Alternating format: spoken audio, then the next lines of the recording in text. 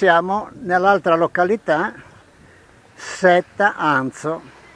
E sì, Framura non è inteso solo come Framura in se stesso, ma è una serie di paesini, di piccoli borghi che tutti insieme formano la località di Framura.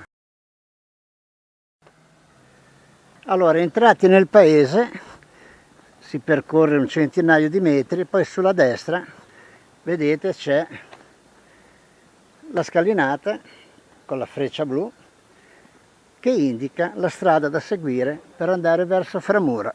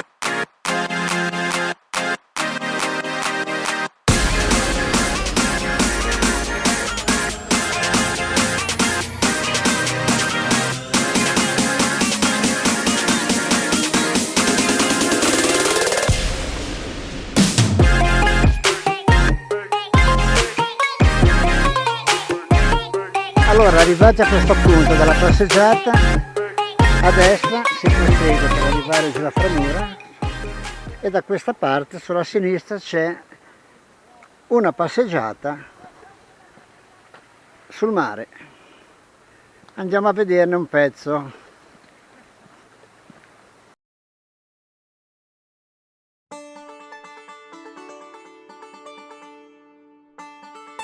Allora, qualcheduno lì sta facendo il bagno.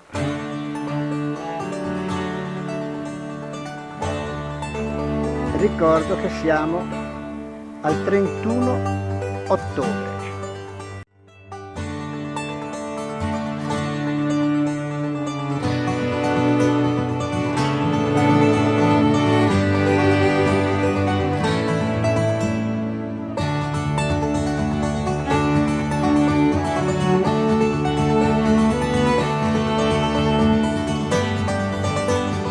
Allora, laggiù ci sono due che fanno il bagno,